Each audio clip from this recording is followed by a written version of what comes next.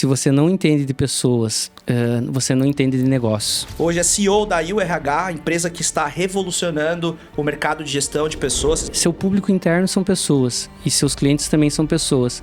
Então, a gente está vivendo um momento onde que falar de gente vai ser extremamente importante. E uma curiosidade, o Magno ele já foi vendedor na Ambev e na Monsanto. Quero também saber um pouquinho dessa trajetória aí, porque você já foi vendedor, agora empreendedor aí de uma companhia que está em alto crescimento. Essas pessoas, quanto elas não entenderem que a solução está em gente e dedicar tempo para a gente, ela não vai resolver no crescimento da empresa.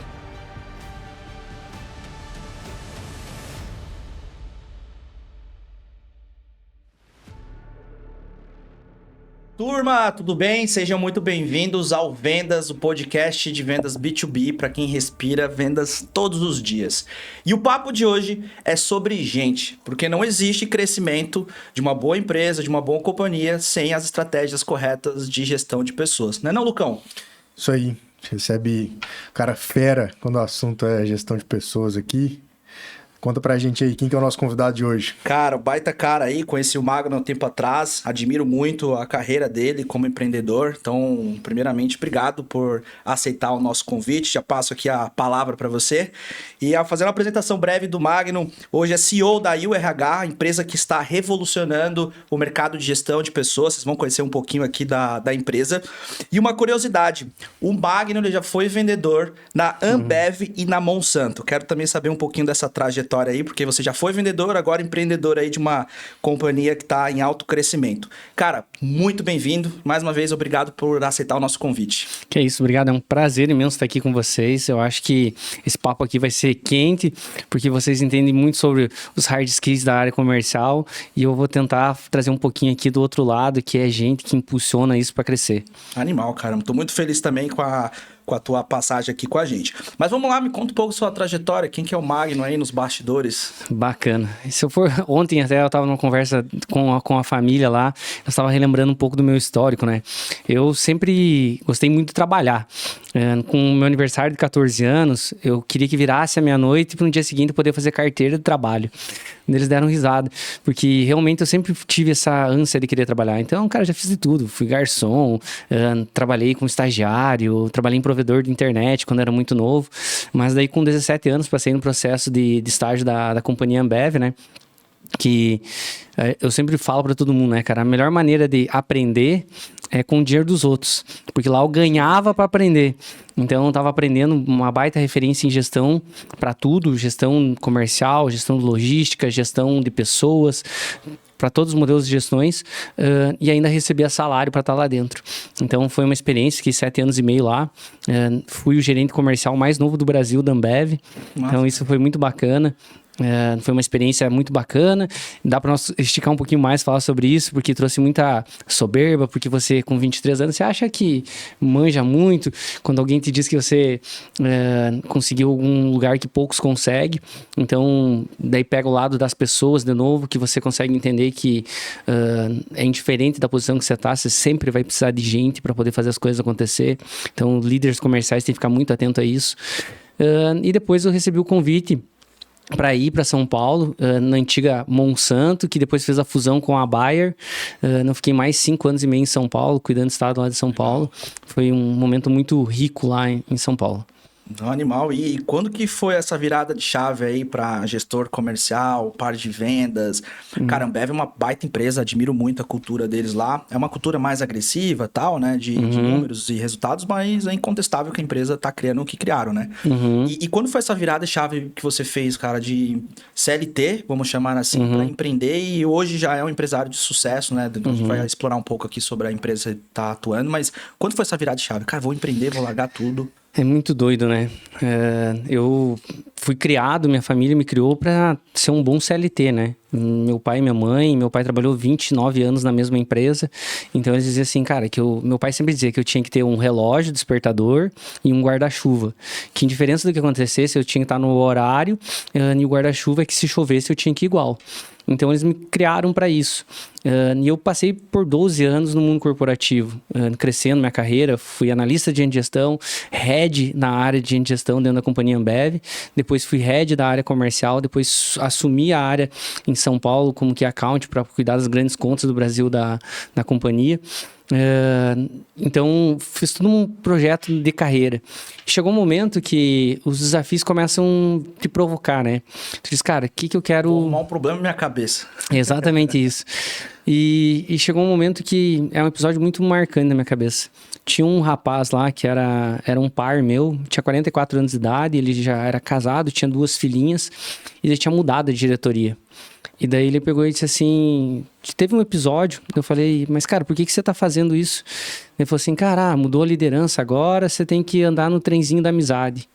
Cara, aquilo lá é como se tivesse dado uma facada em mim. Eu falei, como assim?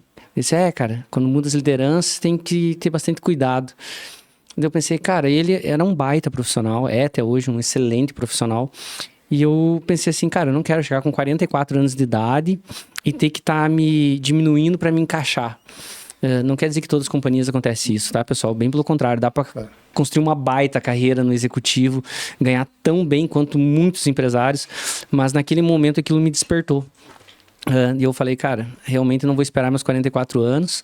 Daí passei 2 anos guardando dinheiro para poder arriscar no empreendedorismo e foi bizarro. A minha família não queria de jeito, maneira que eu fosse empreender. Imagina, eu era executivo, já tinha apartamento na praia, carrão do ano, ganhava bônus todo ano. Minha família dizia assim, pra que você vai fazer isso? Você tá tão bem agora, pra que você vai fazer isso? E daí tive que queimar a ponte, foi difícil. Isso é engraçado. E eu me coloco numa situação semelhante à sua, no que diz respeito a... Fui criado para ser CLT. Minha mãe, quando eu falei, não, a gente tá abrindo a academia de metas, não tô procurando emprego. Falou, Lucas, por favor, não conta isso para ninguém, fala só comigo, que sou sua mãe. Mas é isso, é engraçado, porque você tava falando, você deu essa... Eu falo que a base, cara, a base que a gente é criado, tanto base casa, quanto principalmente base de início profissional, né? E essa base que seu pai te deu dentro de casa, de comprometimento, reflete, sem dúvida, muito no que você... No despertar esse... Poxa, cara, eu sei o nível de comprometimento que eu tenho. Aonde que eu vou colocar essa energia quando eu tiver com os 40 anos, né? Sem dúvida. Eu acho que esse insight, Lucas, eu acho que é fantástico. Ele serve tanto para empreendedor quanto para quem está trabalhando, CLT, ou enfim. Muitas vezes a nossa família é as pessoas que mais impedem nosso crescimento. É por um processo de cuidado e proteção. E é a mesma coisa como você direciona quem são os mentores da sua carreira. Pensa assim, meu pai e minha mãe, o nível de consciência deles, tanto estudantil quanto desenvolvimento, era muito baixo. E se eu deixasse sempre ser influenciado por eles, eu ia bater no teto, que foi onde eles bateram também.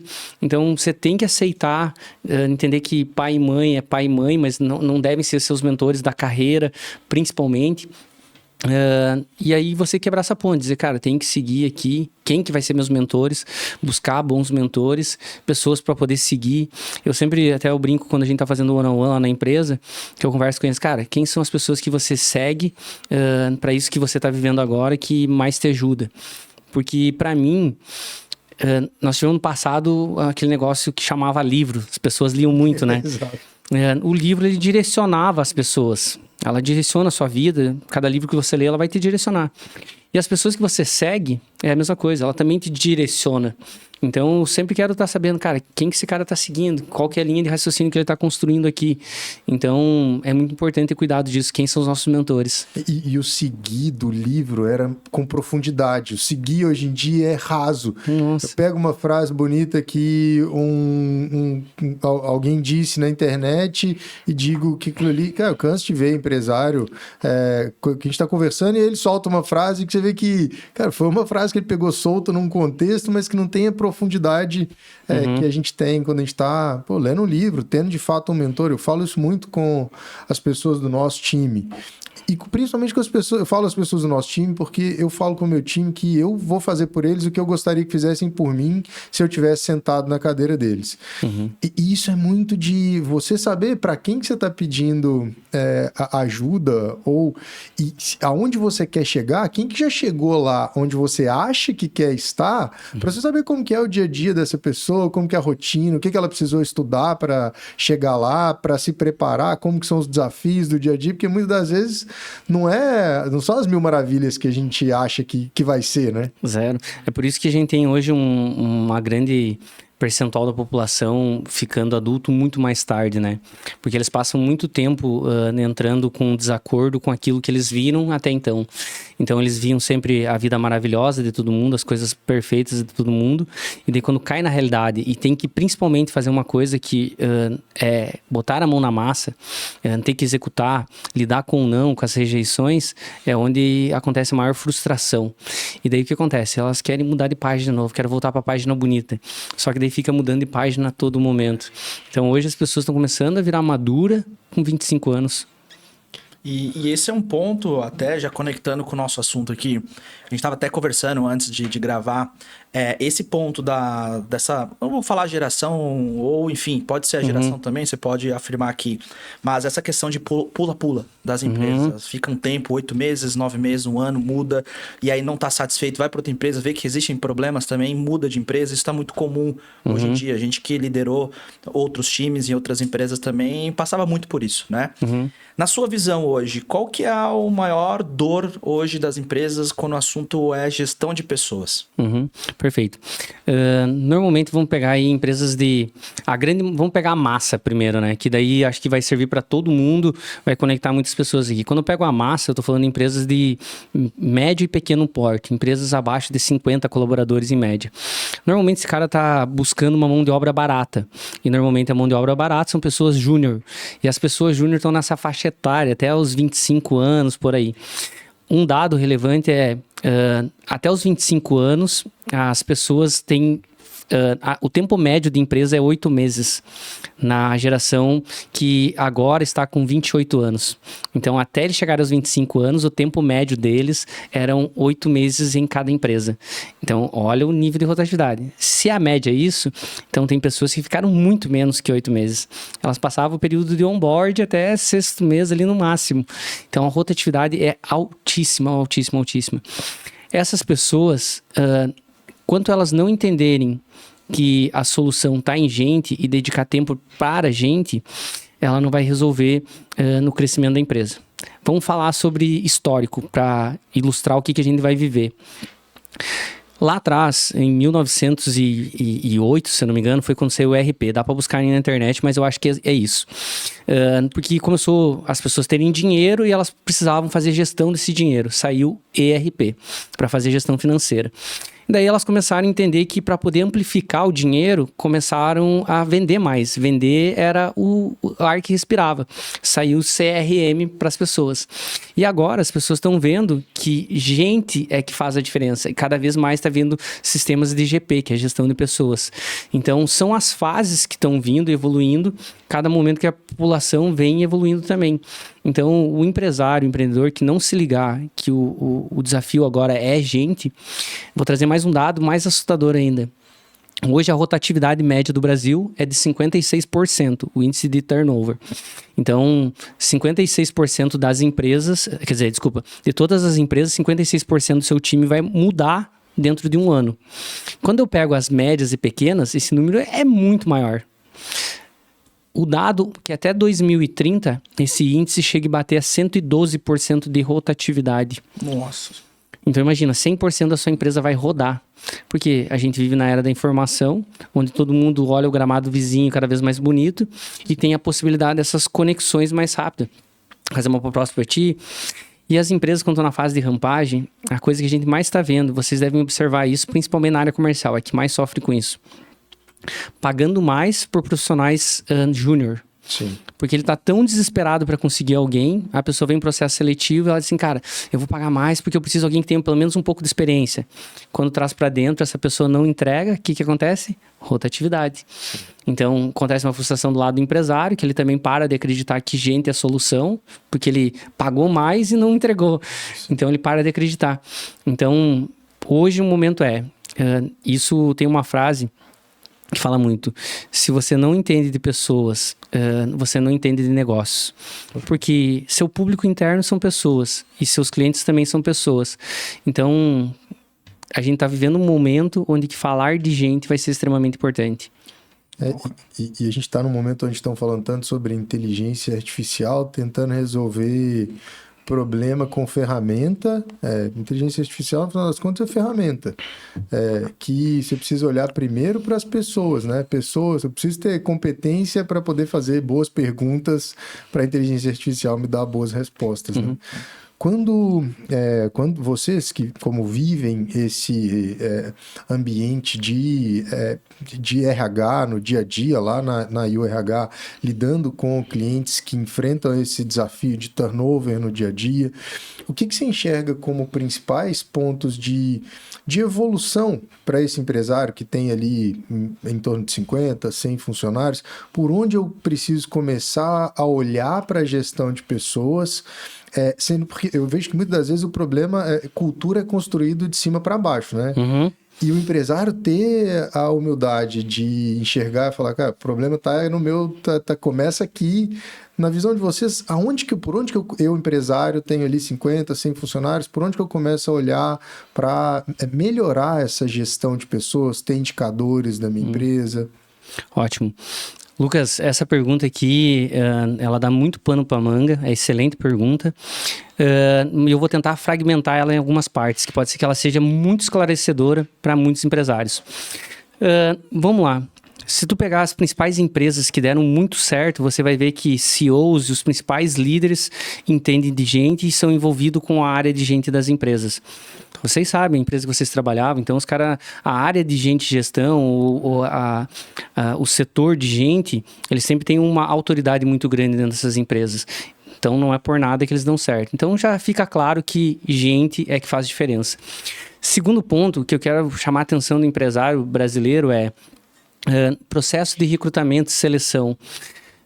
E a gente vai ver pelo momento mais desafiador ainda. Que é o quê? Nos empresários, ele tá lá olhando para o caixa da empresa, para o crescimento da empresa e da venda. E ele muitas vezes quer terceirizar esse processo de recrutamento e seleção, ele não quer ter que olhar. Quer contratar um RH, contrate gente.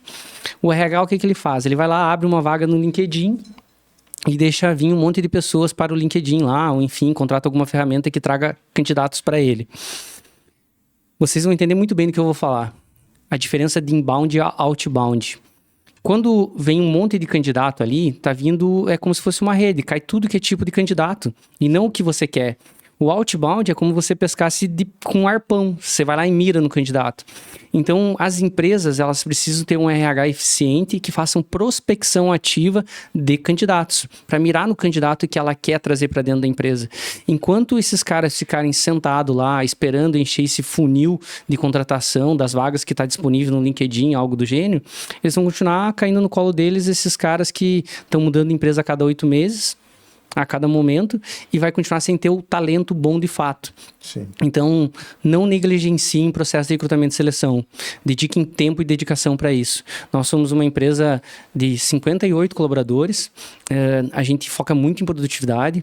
Um exemplo, uma das concorrentes nossa, quando foi comprada por uma RH Tech, eu não posso ficar falando nomes aqui, eles, para chegar no mesmo faturamento que a gente chegou, eles queimaram 5 milhões de caixa e estavam com 140 colaboradores.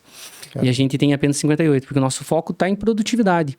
A gente não pega dinheiro de fundos de investimento, nada, a gente foca em produtividade.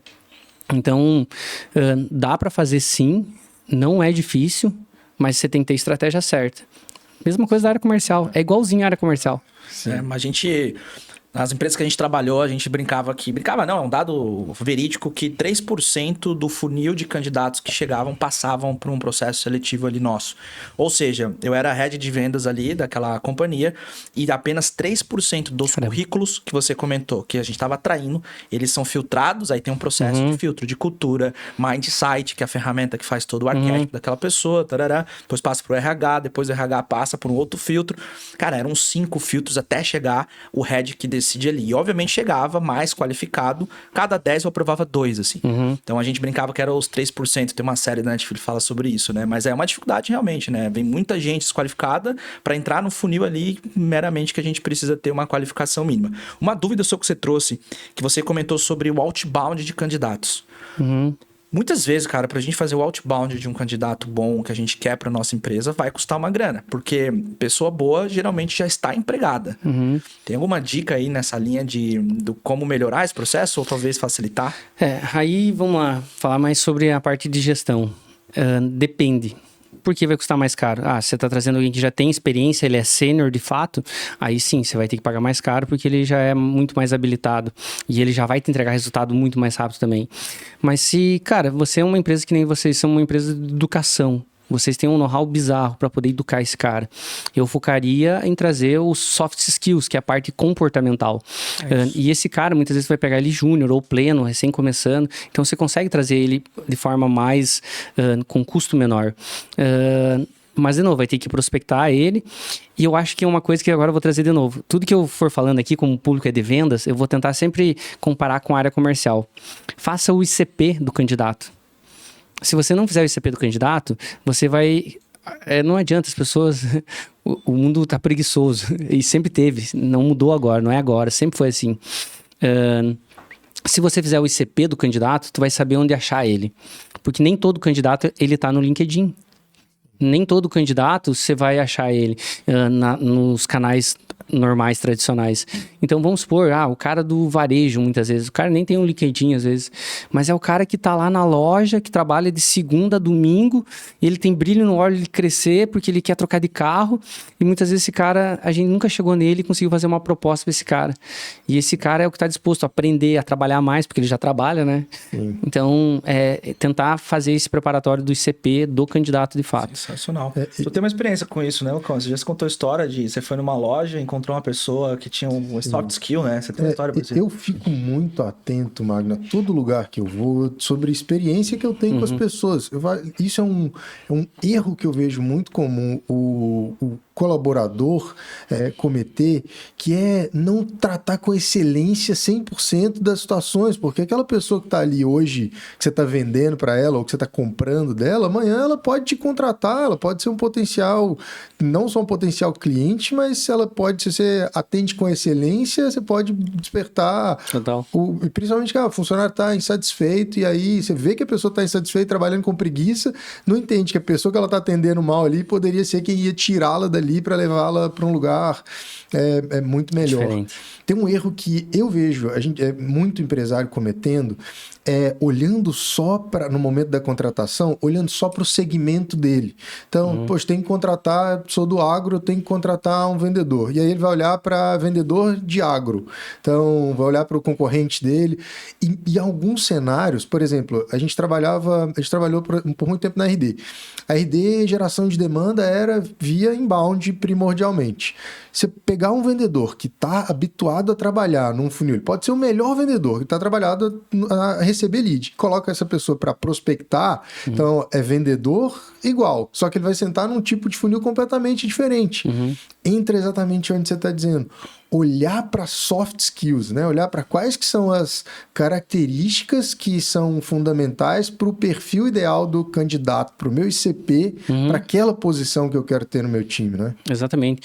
Muitas vezes o empresário fica desenhando, cara, eu preciso de alguém com conhecimento técnico para fazer não sei o que lá, não sei o que lá. Cara, esse cara tá vendendo foguete para a NASA, porque precisa de um conhecimento técnico bizarro, daí ele vai precisar dessa profundidade, eu concordo. Mas se é algo que você consegue desenvolver entre 3 e 6 meses, cara, o soft skills é muito mais importante, é muito mais relevante. Porque o técnico, você consegue desenvolver na pessoa, mas o comportamental, ele é mais desafiador. Ele vem de conversas muito mais duras. Você tem que entender que, do outro lado lá, é um ser humaninho. E vem cheio de gatilhos de infância, vem cheio de traumas de infância. Mexer nesse comportamental dele é muito mais desafiador. Então você tem que estar disposto a isso. Quem nunca fez essa gafe? Eu já cometi de entrevistar alguém, tu vê o cara lá com uma vida sofrida e tu diz assim, cara, vou abraçar ele aqui, vou ajudar e tudo mais.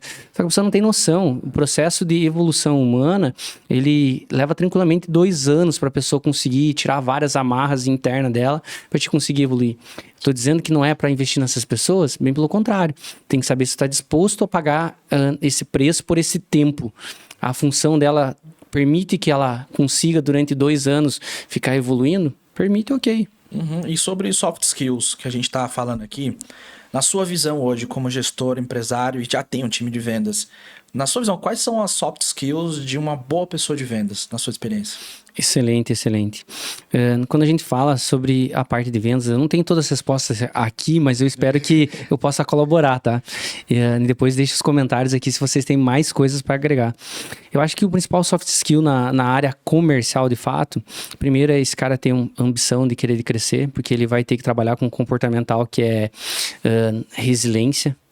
Ele passa toda hora passando por adversidades muito grandes. A inteligência emocional, ela precisa ser fortíssima. Então, nós falamos sobre ambição, inteligência emocional, desenvolvimento contínuo. Ele precisa seguir se desenvolvendo continuamente. A área comercial, ela é bizarra. Foi a área que me ensinou a dizer que, cara, você pode se desenvolver e trabalhar em qualquer função que você queira. Qualquer. Se você pegar um cara com comportamental muito bom, um exemplo, nunca trabalhei na área de medicina, pegou o Magno lá, deixou 6 meses aprendendo sobre a área de medicina, na ponta ele vai ser um bom vendedor. Ele consegue seguir a metodologia, fluxo, disciplina dentro do processo, vai entregar. Então eu acho que é muito mais isso, sabe? Quando pego essa ambição, inteligência emocional, resiliência e desenvolvimento contínuo. E eles, cara, acho que a possibilidade de se adaptar, eu acho que é extremamente importante, sabe? Nosso momento, ele é muito volátil, então se ele ter a capacidade de se adaptar, vai mudar muito o jogo. Eu acho que essas daí ajudam bastante. Eu concordo contigo. Eu adicionaria aqui um complementar que é a disciplina, né? Que é a disciplina de executar, porque vendas é muito consistência, né? Então, para eu ter consistência, eu tenho que ter essa disciplina, né? Não é, poxa, hoje eu tô desmotivado, não acordei com muita energia. Vai impactar lá na frente as ligações que eu não fiz hoje, o cliente que eu não prospectei hoje, né? Mas concordo 100%. Disciplina em vendas, cara, é fazer o que você não quer fazer todos os dias. Um exemplo, assim, prático, prospectar. Prospectar, dependendo da posição que tu tá, cara, é uma atividade maçante e repetitiva.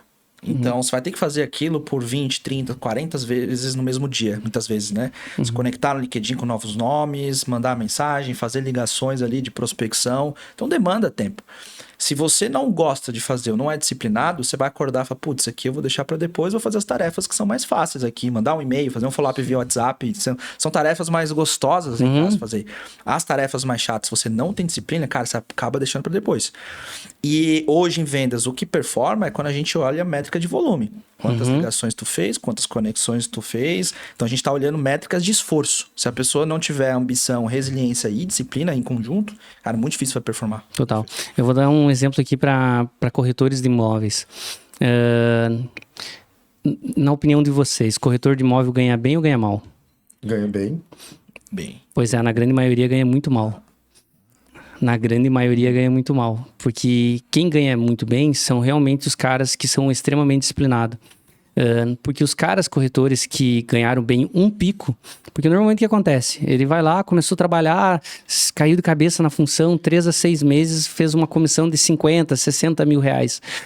E ele não manteve a disciplina dentro do processo. Dentro de um ano ele está saindo do segmento. Ele vai para outro segmento e ele começa a dizer que o processo é difícil, é ruim, é complicado, o segmento. Tá ruim, exatamente. Mercado, começa a botar a culpa em um monte de coisa. É bizarro. Eu tenho uma amigona minha melhor amiga.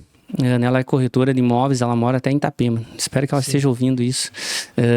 Ela é um exemplo para mim, cara. Ela trabalhava com a gente na imobiliária lá no Rio Grande do Sul. E ela é uma menina nova. Então já cria essa dificuldade, porque tem essa barreira, porque é uma venda complexa, de ticket alto, extremamente alto. Então ganhar a confiança de uma pessoa que está investindo 4 milhões, cara, com alguém que tem 25 anos, já tem essa barreira de entrada. Mas, cara, ela é extremamente disciplinada dentro do processo. Cara, ela segue todo dia fazendo o volume que ela precisa fazer de prospecção ativa. Ela segue fazendo follow-up conforme tem que ser feito. Cara, a menina tá com 25 anos, tá super bem. Então, tinha vários fatores que diria que ela não daria certo, mas por disciplina, por volume, ela consegue resultado. Que você vai aprendendo, né, cara? Você fez a ligação 10, ela vai ser muito inferior. Eu tava hoje de manhã cedo, cara. Hoje de manhã eu tava fazendo uma reunião de escuta de ligação com a Carol, que é do nosso time. E aí eu ouvi 3 ligações dela. A terceira foi uma ligação que ela já ficou mais confortável.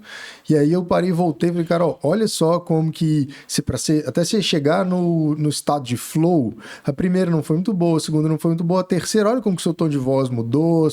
Quando a gente fala isso de venda super complexa, como é o caso de uma venda de um imóvel de 4 milhões, o volume é que vai fazendo a pessoa ficar mais confortável, alcançar a excelência na condução do processo, né? E tem um ponto que eu acho que é uma linha bem tênue quando a gente fala de vendas e gestão de pessoas, queria ver a sua opinião, Marco, que é pressão. A gente fala, toda vez que a gente fala sobre vendas é uma área que tem pressão, ou seja, é uma área é área de negócio que tem que trazer resultado. Como que você tem acompanhado isso na sua visão, na URH, sobre esse equilíbrio entre pressão e resultado na operação de venda? Ótima pergunta, isso aí vai dar bastante bug na cabeça aí de muita gente aí. A parte de pressão, ela vai pegar diretamente liderança. Então, a gente vai falar sobre aspectos de líderes. A pressão, ela não tem nada a ver com o processo de você cobrar sem saber. Um líder de verdade, ele precisa estar muito próximo do seu time. Ele não tem como ele cobrar coisas que ele não sabe. Ele não tem como ele ficar batendo nas pessoas, dizendo, o resultado não vem e ele não está próximo do cara para educar o cara ou entender quais são os gaps que ele está pegando ali. Então, a pressão errada é quando você começa a cobrar as pessoas sem estar próximo delas. E você começa a demitir gente porque você acha que o resultado não está vindo. Se as pessoas estão rodando no seu time comercial, se o resultado não está vindo, a culpa é da liderança. Tenha clareza disso. Então, a pressão eu tento trocar esse nome sempre por a intensidade. Intensidade distorce o tempo. Se a gente é intenso dentro da rotina comercial, a seguir os rituais, seguir o fluxo e tudo mais, o resultado sempre vem. Então, eu vou dar um exemplo, vocês acompanham a nossa operação, a gente 3 meses começou a dar essa intensidade bacana, mês passado a galera batendo meta, todo mundo faceiro, isso é muito bacana, sabe, quando você dá intensidade para a área comercial. Então, tem uma diferença muito grande entre intensidade e pressão. Pressão de forma desorganizada... E tem uma técnica em gestão que eu aplicava muito isso como líder de área, que a gente chama de termostato. Todo bom líder precisa ter um termostato na sua mão, assim, que é você sentir o teu time. Pouca pressão, o time não performa, muita pressão, o time pode entrar até em burnout. Então, um bom líder, uma boa liderança, principalmente vendas e outras áreas também, cara, tem que ter esse termostato. Em que momento eu vou estabelecer essa pressão com consciência, intencionalidade, a ponto de não sobrecarregar o meu time, mas pouca pressão também é ruim. Se aquela empresa que aceita tudo, que, não, tá tudo certo, isso não batemos meta, ok, isso não é uma pressão exercida que vai chegar também no resultado. Então, é um meio termo que a gente chama de termostato, e toda boa liderança precisa ter esse aparelhinho ali medindo isso, sabe? Bom ponto. Eu vejo que onde a URH entra fundamental aí, quando a gente fala sobre gestão de pessoas, é que indicador, ele ajuda muito a trazer essa temperatura e facilitar o feedback, né? Total. Hoje, nessa conversa que eu estava tendo de manhã cedo com a Carol do meu time, eu tô botando uma intencionalidade maior para volume de atividades, volume de ligações. E aí ela trouxe assim, poxa, Lucas, ontem trabalhei bastante, liguei muito. Fiquei muito tempo em atividade. Aí eu peguei, sentei com ela, falei, olha só, a primeira ligação que você fez foi 2 horas da tarde, a última foi 4 horas. Entre uma e a outra foram 2 horas só. Você teve essa sensação que foi absurdo, o dia inteiro fazendo ligação? Não, a primeira foi às 2 e a última foi às 14. Então não foi tanto tempo assim pra você poder atingir. Olha, 2 horas que você colocou. Se você não tivesse os dados, você não saberia disso. Exato, se eu não estivesse acompanhando esse indicador, e quando a gente olha isso para isso traz para ela uma certa tranquilidade, porque ela terminou o dia com aquela sensação de, poxa, trabalhei absurdamente. Falou, olha só, foram 2 horas que você colocou essa intenção. E quando a gente olha para o macro de gestão de pessoas, é aí que o RH entra para ajudar a ter a ter clareza de PDI, a ter clareza de próximos passos, né? Fala mais para a gente sobre isso, por favor. Eu acho que toda empresa, quando ela quer tracionar, principalmente em fase de crescimento, a gente vê muitas empresas aí A gente até falou hoje no caminho sobre várias empresas que faturam bem, mas não tem lucro. E isso é muito natural, tá? Muito natural. Empresas que faturam super bem e não conseguem ter lucro. Ou a empresa que tem lucro, mas ela tá sempre com medo, os donos estão agarrados na empresa, morrendo de medo que ela quebre. Porque se o dono sair da frente, ela tende a quebrar. Então, por quê? Porque ela não criou um processo que cresça organicamente. A empresa ela precisa ser um organismo vivo. Ela não é uma instituição de caridade, ela precisa dar lucro. Então, quais os processos que eu crio para fazer com que minha empresa siga crescendo organicamente? E sim, eu preciso acompanhar indicadores para ter certeza que ela está no caminho certo. A gente criou na empresa... E, cara, vou falar sobre a nossa cultura, e cultura ela não é copiável, tá? Cada um precisa construir a sua. E ela pode ser mudada pouco a pouco, tá? Depende da intencionalidade que você quer colocar. O ano passado, quando a gente entendeu que os próximos 2 anos, 26 e 27, ele vai ser anos de crescimento, a gente vai fazer em 2 anos o que a gente fez em 6. Então, a gente vai crescer muito nos próximos 2 anos. A gente entendeu que, cara... vai sair muitas pessoas do contato direto com a gente, muitas pessoas vai seguir dentro da empresa, então a cultura ela tem que estar muito forte para ela poder crescer. E a gente linkou 4 pilares que seriam fundamentais para sustentar esse crescimento. O primeiro pilar era a transparência. Quando eu falo de crescimento rápido, eu não posso perder tempo desconfiando ou tendo que microgerenciar tudo que é cantinho. Então, transparência para nós é negociável. Cara, o cara que mentiu o dado, o cara que escondeu o dado, ou o cara que está criando qualquer tipo de mentira ou algo do gênero, na hora é desligado. Pode ser diretor, sócio, seja o que for, tá combinado entre nós. Transparência para nós é inegociável. E também a gente tem que cuidar como líder, estimular para que haja confiança. Porque, um exemplo, vou trazer uma coisa bem bacana para vocês aqui. Se eu quero transparência e eu vou lá e chicoteio quando o cara é transparente, ou ele diz, cara, fiz um erro aqui, você vai lá e chicoteia ele, automaticamente você está inibindo que eles sejam transparentes. Então ele vai começar a ocultar as coisas. Não tem problema nenhum na nossa empresa fazer algo errado. O importante é que a gente tenha a oportunidade de saber para poder corrigir. E ter números ruins na nossa empresa não tem problema. O problema é não ver o número. Porque se eu não vejo o número, eu não sei como melhorar. Se eu não tenho esse número, eu não tenho como prosperar ele. Então, não tem problema trazer número ruim, apresentar número ruim ou algo do gênero. O que eu não posso é permanecer com esse número ruim por longo prazo. Ignorância do ser humano achar que as empresas não têm números ruins, achar que todas as áreas estão performando 100%. Se você acha que a sua empresa está performando 100%, é porque provavelmente você nem tem números. Então, e algumas coisas que são importantes, tá? Tem um livro chamado Equipes Brilhantes, onde que fala sobre uma equipe ser engajada, que é o sonho de todo líder, ter uma equipe engajada, né? Sim. Que é o líder que tenta copiar a cultura, né? Exatamente. Então, olha só que bacana que é o quanto é importante esse pilar de transparência para nós lá na empresa. Para mim ter uma equipe engajada, eu só engajo com quem eu confio, concorda? Concordo. Eu não vou sair contigo se eu não confio em você. Total. Beleza, até aí então tá meio claro para todo mundo, meio óbvio. Mas como é que eu confio em você? Criando o processo de vulnerabilidade. Então, tem rituais que os nossos líderes criam de, cara, almoçar junto com o cara. O líder começa a contar da vida dele, para o cara começar a contar da vida dele também. Então, você tem que criar ambientes de vulnerabilidade para que as pessoas possam começar a se confiar umas nas outras. Aí eu confio e eu engajo. Então, eu tenho que fazer esse fluxo para poder acontecer engajamento de equipe. Outro pilar que a gente tem na nossa empresa é desenvolvimento contínuo.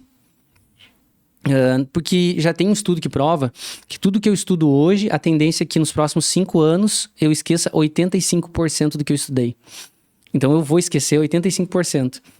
Então quer dizer o quê? Eu preciso seguir me desenvolvendo continuamente, principalmente porque só existe uma crescente. Ou você está evoluindo ou você está decrescendo. Sim. Então, cara, a gente criou cultura de desenvolvimento contínuo. A média hoje nos Estados Unidos é 17 horas por pessoa ano. Nos Estados Unidos. A nossa empresa, ela tem 14 horas mês. É só vocês acompanham. Sim. Quantos roleplay tem na semana? Quantos upskill tem na quinta-feira? Quantos treinamentos adicionais tem? Então, a educação, ela é um processo extremamente importante para poder fazer. E a gente conseguiu, em 6 anos, chegar em 400 mil usuários devido a esse processo de realmente trazer muito desenvolvimento, sabe? Outro pilar que é fundamental para nós é dados. Então, dados para nós, a gente fala que quanto mais eu consigo medir, mais justo eu sou. E dados, ele dá a direção certa para nós. E isso foi uma coisa difícil, porque nós não tinha essa cultura de dados. A gente media já algumas coisas, mas a gente não tinha tudo tão explícito como está tudo agora. E é uma cultura que a gente foi mudando pouco a pouco. Aí vem o nosso papel de liderança, começar a mudar os nossos comportamentos. Quando vinha algum negócio, um exemplo, vocês vão entender muito bem do que eu vou falar. Porque as leads estão vindo desqualificadas, porque não sei o que ela... Nós dizia, qual é o dado? Nem seguia para frente no discurso para entender. Cara, me traz aqui, de quantas leads que chegaram, quantas delas foi desqualificado, qual era o público. E a partir daí, com essa informação, eu levo pro marketing. Marketing, ó, tá indo para cá, mira para cá. Sem o dado, eu só gero tumulto dentro da empresa e não crio direção. Então, nós, líderes, estamos ainda na fase de se adaptar para cada vez mais ter dados para poder ter direções mais assertivas. E a gente fala muito que dados quanto mais eu consigo medir, mais justo eu sou. Então, deixa eu só dar um exemplo aqui também sobre esse ponto, antes de ir para o quarto pilar. Tem um cliente nosso, o Lucas não participou, estava na conversa com ele e eu perguntei para ele assim, falou, esse mês não está muito bem de vendas. E eu perguntei, e mês passado? Mês passado foi excelente, melhor mês do ano. Eu perguntei, por que foi o melhor mês do ano? Ele, cara, porque a economia estava muito boa, o cenário macroeconômico, sazonalidade do negócio. Eu falei, cara, sazonalidade eu entendo, mas qual dado fez vocês baterem meta? Aí ele não soube responder e tal. Aí eu falei, por que esse mês, então, qual dado tá dizendo que vocês não estão indo bem? Aí ele comentou comigo, não, foram os clientes que estão comentando que o mercado, que não sei o que, começou a colocar culpa em fatores externos, que até faz sentido no ambiente que a gente tá acostumado. E eu perguntei pra ele, quantos clientes? Aí ele, cara, acho que foram uns 13 e tal. Quantos clientes você tem? 10 mil. Falei, então tá, você tá tomando uma decisão aqui de que você foi bem no mês passado, tá ruim por conta de 3 comentários? Por que você não faz uma pesquisa com teus clientes, ele com uma base maior, uma amostra maior, válida para você tomar esse tipo de decisão? Cara, eles ficaram calados, é a verdade, tá. Então, o dado também serve para você confrontar esses tipos de achismo, né, que no dia a dia acontece. Né? É muito bom, muito bom. Então, dados direciona muito a gente e se você não investe ainda para ter essa estrutura de dados, invista que ajuda muito, muito. Quanto antes você começar, mais fácil é. E o quarto pilar nosso é resultado. Daí vamos dizer assim, empresa mercenária. Cara, o que a gente busca são pessoas felizes, um ambiente feliz. E agora eu vou explicar porque resultado ajuda nisso. Resultado, uma pessoa que tem resultado, normalmente ela trabalha o dia inteiro, ela está produtiva. Essa pessoa que trabalha o dia inteiro, normalmente ela é reconhecida, ela ganha uma remuneração maior. Quem é produtivo, é reconhecido e ganha uma remuneração maior, me diz quem que você viu que está infeliz desse jeito. Não tem ninguém infeliz desse jeito. Automaticamente, essa pessoa emana alegria, bem-estar no ambiente onde ela está. Essa vibração que está todo mundo é contagiante. O que a gente quer é pessoas felizes lá dentro. O que a gente não quer é pessoas que não estão entregando resultado, não são produtivas e ficam fazendo fofoca do colega do lado, fica dizendo que a empresa não dá certo, porque a empresa não dá suporte, porque essa empresa não sei o que lá, porque pagou muito mal. Então, resultado para nós é importantíssimo. A gente tem um processo lá de plano de reversão, que é o quê? Pessoas acima de 3 meses abaixo de 80% de resultado, ela entra automaticamente em plano de reversão. Por que isso acontece? Porque a gente precisa recuperar esse resultado. Eu não posso começar a deixar essa pessoa ali que não está sendo produtiva, daqui a um pouco começar a afetar os outros colegas que estão indo bem. Sim. E muitas vezes ela é laranja podre. E principalmente se eu consigo medir, pessoal, entendo, não é para punir alguém. Normalmente é sempre problema da liderança, tá? Quando você pega esse processo, 80% de resultado durante 3 meses. O RH estratégico, ele tem a obrigação de entrar e ver como o líder está acompanhando esse cara. Quantos volumes de feedback esse líder deu para esse cara? Quantos treinamentos ele deu para esse cara? Qual é o acompanhamento que ele está tendo com esse colaborador de one-on-one? Se esse líder não está fazendo nenhum desses 3 papéis, ele não está desenvolvendo essa pessoa, não está ajudando esse cara. Se o líder está fazendo tudo isso e mesmo assim o cara está performando, velho, deixa o cara aí, velho. Deixa ele para outro lugar onde ele fique mais confortável. Ele não vai colaborar dentro da tua empresa. E principalmente o líder tem a consciência de dizer assim, cara, eu fiz minha parte. Sim. Então, se o número não tá bom, o RH tem o papel de entender e ajudar o líder, dar apoio ao líder, dizer assim, cara, você tá dando feedback no volume que deveria? O one-on-one tá acontecendo? O treinamento para essa pessoa tá acontecendo? Se tudo isso tá acontecendo, cara... Tem um indicador que ele é responsabilidade da liderança direta e tem muita empresa que não acompanha, que é o percentual de pessoas no time que estão batendo meta. Porque se eu tenho 10 pessoas no meu time, só 2 que estão carregando o time nas costas e os outros 8, é inevitável, cara. Não interessa se a gente está batendo a meta de receita. Se no meu time 80% ou 70% não está atingindo a meta, não está ganhando dinheiro, cara, é inevitável. Sua operação de vendas está indo para um caminho que vai desgringolar, não tem jeito. Total. E a gente tem uma sopa de letrinhas para isso, né? A métrica chama IC Attainment. Inclusive, na própria RD, a gente sempre acompanhava, assim, e o líder era dentro do goal setting deles. Eu queria te fazer essa pergunta também, como funciona a calibração, ritual de performance, etc. Mas essa métrica, quem respondia era a liderança direta. A liderança, a coordenação, o próprio gerente da área, a gente acompanhava esse atendente. 80% do time tinha que estar batendo meta. Deixa eu fazer um parênteses aqui, porque um resumo do que você trouxe pra gente, que são esses 4 pilares, é engraçado porque bate diretamente com os 4 pilares que a gente trabalha com os nossos clientes na Academia de Metas.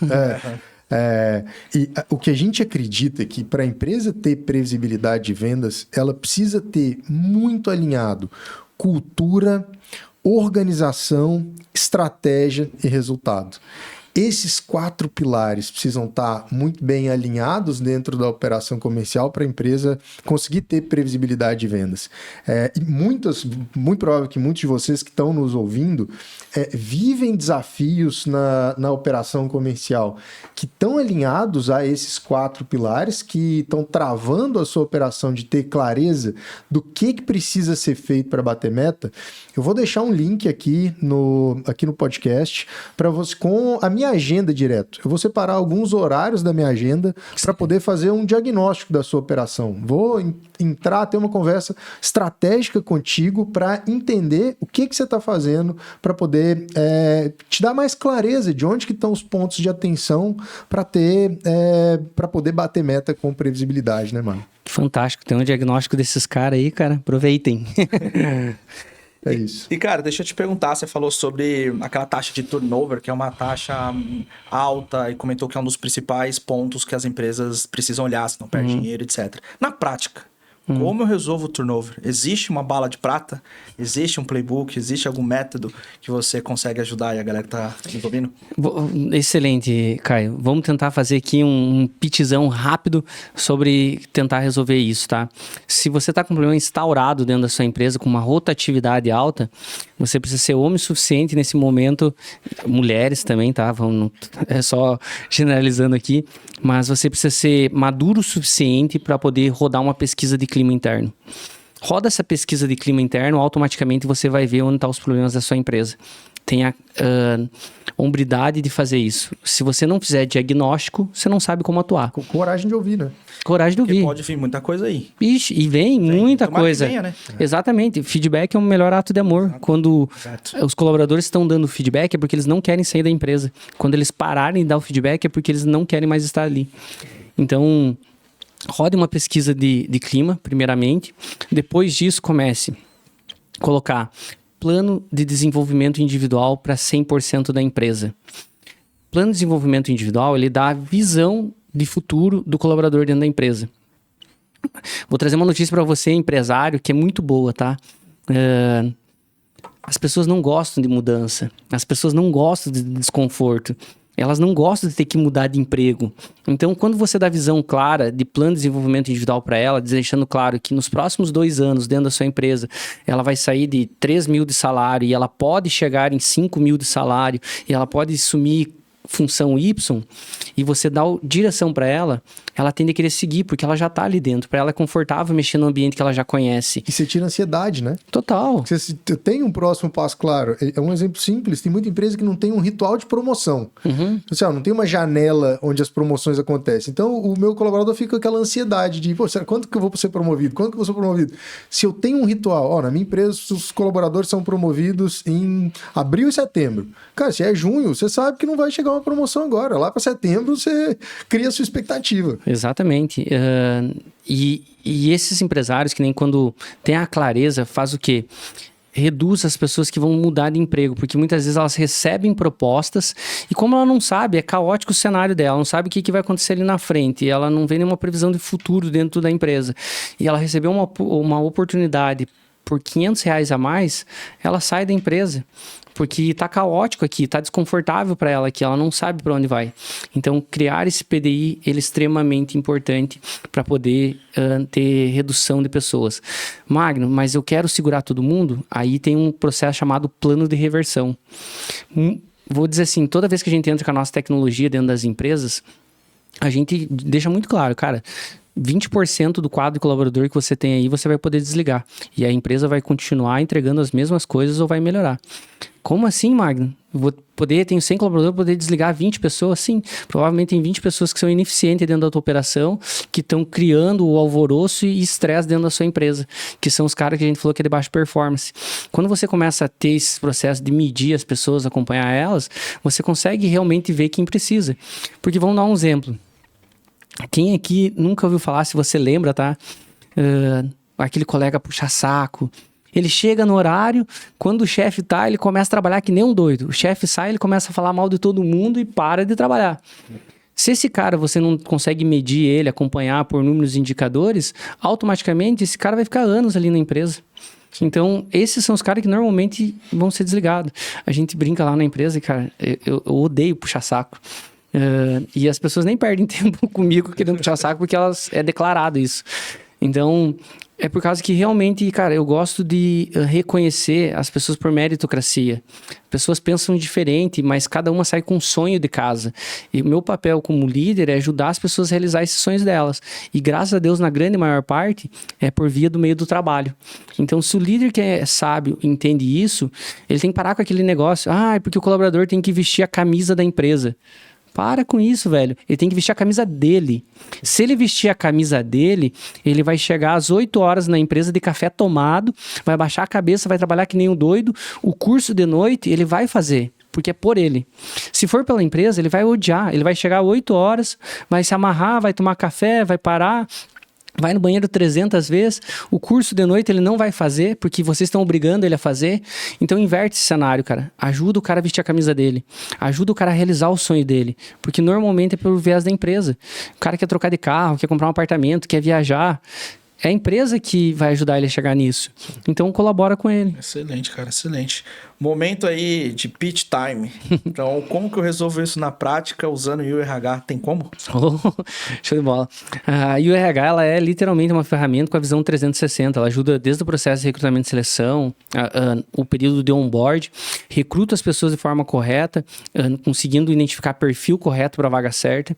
Depois eu vou para fazer o onboard dele, que é extremamente importante para esses primeiros 90 dias saber filtrar quem fica e quem não fica, e principalmente diminuir a tensão da pessoa nesse período inicial.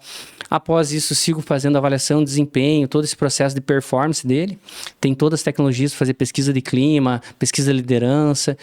Tem a universidade corporativa, que ela vai com a cara da empresa, então a empresa já tem lá Educa TrackMed, coisas do gênero. Então ele já sai com a universidade corporativa. Isso ajuda no employer branding da empresa, que é, poxa, a minha empresa tem uma universidade própria corporativa. E os 300 e poucos cursos já estão prontos, preparados na universidade corporativa. Depois eu vou para o PDI, que é o Plano de Desenvolvimento Individual, e Plano de Reversão, para recuperar as pessoas que precisam ser recuperadas e desligar aqueles que não faz mais sentido ficar aqui. Então a gente ajuda nesse circuito 100% do processo. Mas lembrando, né? A tecnologia ela é o meio. Informação boa que entra, informação boa que sai. Informação ruim que entra, informação ruim que sai. O nosso papel é todo o time de sucesso do cliente lá, educar vocês, educar os nossos clientes para entender que esses rituais de gestão de pessoas ajuda a performar as empresas melhor. E aí começa a sobrar dinheiro, começa a conseguir tirar 20 dias de férias sem ter que ficar o tempo todo no celular. Excelente. E as pessoas que estão nos ouvindo e assistindo, se quiser entrar em contato com vocês, como é que elas fazem? Ótimo. Então é só acessar aí no Google YouRH, de você RH, ou nossas páginas nas redes sociais, aí, LinkedIn, Instagram, todas as redes sociais a gente tem aí os canais. E também, se quiserem me encontrar aí, é só procurar Magnum, MAGNUN BARC, Magnum Bark, tá lá o Instagram, é só chamar que a gente tá disponível. Excelente, vou colocar também no link dessa descrição, junto com o link diagnóstico que o Lucas comentou. Também vou colocar aqui o site da YouRH para vocês conhecerem um pouquinho. Última pergunta, pra gente fechar aí essa sessão. Magno, qual foi a decisão mais difícil que você teve que tomar como líder no assunto pessoas? Excelente pergunta, essa é de arrepiar o pelo. Eu acho que eu já tive um momento de tomar uma decisão muito difícil, que é você desligar alguém que você gosta muito dessa pessoa, que você confia muito nela, mas você não pode manter ela ali porque acaba prejudicando os outros 40 que estão dentro da empresa. Então é uma decisão difícil e complexa de ser tomada, mas precisa ser tomada. Eu acho que em algum momento eu vou ter que tomar ela de novo, e isso vai ser pro resto da vida. É a decisão mais difícil. E eu acho que, seguindo na linha aí, a decisão mais triste é quando você é enganado, né? Daí, nem é uma decisão difícil, né? Mas é uma decisão triste a ser tomada. Que acontece também nos negócios. Essa decisão de... E é engraçado que a gente fez essa mesma pergunta pro Ferrúcio, quando ele veio aqui, o Ferrúcio, diretor de vendas da RD, e ele falou, cara, a mesma coisa, falou, cara, desligar alguém, já tive que desligar meu melhor vendedor, mas isso é papel de liderança, é proteger cultura, né, cara? Total. O principal papel da liderança é proteger a cultura, garantir que estou mantendo no meu time quem está alinhado com o que eu quero para a empresa sempre, não o que eu quero agora só de meta batida esse mês, né? Excelente, agora você me deu um baita insight, a gente tem o treinamento dos líderes agora, no final do mês que vem, eu vou trazer a gente chama os embaixadores de cultura, eu vou escrever lá todas as coisas que eles querem defender e se eles estão de acordo com isso, gostei muito desse insight. Legal, boa. Massa, cara, muito massa.